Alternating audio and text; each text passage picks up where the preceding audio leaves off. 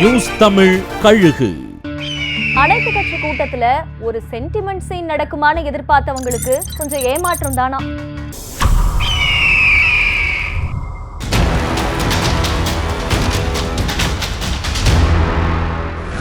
ஒரு காலத்துல பாட்டாளி மக்கள் கட்சியில் இருந்த நிர்வாகிகள் இப்ப 5 வெவ்வேறு கட்சிகளா பிரிஞ்சு பயணிச்சுட்டு வர்றாங்க.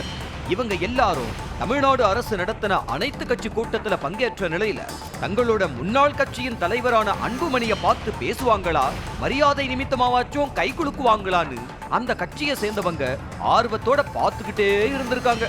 பாமகவிலிருந்து பிரிஞ்ச Velmurugan, John Pandian, KM Sharif, Murugavel Rajan, CN Ramamurthy ஆகிய 5 பேரும் இப்ப தனி கட்சிகளை வச்சு நடத்தி வந்தாலும் ஒரு காலத்துல அவங்க இருந்த இடம் பாமக. இவங்க எல்லாருமே அன்புமணி ராமதாஸ பார்த்தாலும் பக்கத்துல வந்து கைகுலுக்கி பேச வாய்ப்பு உருவாக்கிக்கலையாம். நிகழ்ச்சி முடிகிற வரைக்கும் அதிசயம் நிகழும்னு எதிர்பார்த்தவங்களுக்கு ஏமாற்றம் தான் மிச்சமா. அதிமுக சீட்டுல நாங்க தான் டெல்லி போறோம்னு வர்றவங்க கிட்ட ஆதாரம் காட்டுறாரா சுதீஷ்.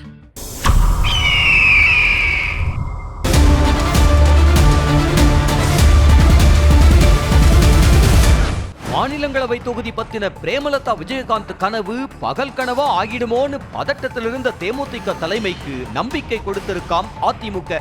ராஜ்யசபா சீட்டு பத்தி பேசும்போதெல்லாம் வார்த்தைக்கு வார்த்தை அது உறுதியான ஒண்ணுன்னு பிரேமலதா விஜயகாந்த் கூறி வந்த நிலையில தேமுதிகவுக்கு ராஜ்யசபா சீட்டு தருவதா நாங்க சொன்னோமா, யார் யாரோ சொல்றத வச்சு என்கிட்ட கேட்க வேணாம்னு எடப்பாடி பழனிசாமி கட் அண்ட் ரைட்டா சொன்னது தேமுதிகவினரை கலக்கமடைய செஞ்சிருக்கு.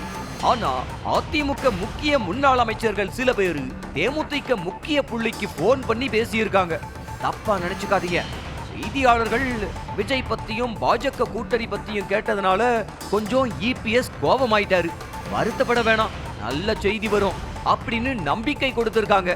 தேமுதிக தரப்புல சுதீஷும் எங்களுக்கு ராஜ்யசபா சீட்டு தர்றதா சொன்னதுக்கு எங்க கிட்ட ஆதாரம் இருக்குன்னு தாங்கிட்ட வர்றவங்க கிட்ட ஆதாரம் காட்டி வர்றாராம்.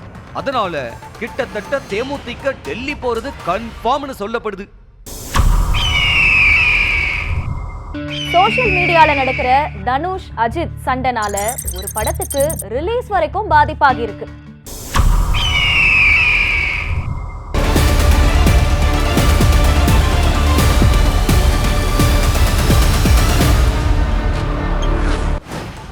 அஜித் படத்தோட மோதுருதா தனுஷோட இட்லி கடை படம் அறிவிக்கப்பட்டதனால கடுப்பில் இருந்த அஜித் ரசிகர்கள் குட் பேட் அக்லி பட டீசர் வெளியானதும் இட்லி கடையை உடைக்கிற மாதிரி போஸ்ட் போட ஸ்டார்ட் பண்ணாங்க.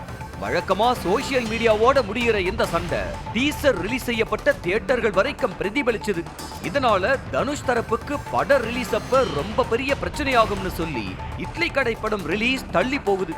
அதுக்கு காரணம் அஜித்தோட அடுத்த படத்தை தனுஷ் டைரக்ட் பண்றாரு அப்படின்னு ட்விட்டர் அக்கவுண்டுகள் மூலமா வதந்திய பரப்பிக்கிட்டு இருக்காங்க தனுஷ் ஆதரவாளர்கள். இது உண்மையா அப்படின்னு அஜித்தோட PR டீமை உலுக்கி எடுத்துக்கிட்டு வர்றாங்க இண்டஸ்ட்ரி ஆளுங்க. இதனால நம்ம படத்துக்கு என்ன ஆகுமோன்னு இட்லி கடை பட விநியோக உரிமையை வாங்கலாம்னு இருந்தவங்களும் டல்லாகிட்டாங்களாம். அனைத்து கட்சி கூட்டத்துக்கு தாவேக சார்பில் யார் போறதுன்னு ஒரு விவாதமே நடந்திருக்காம்.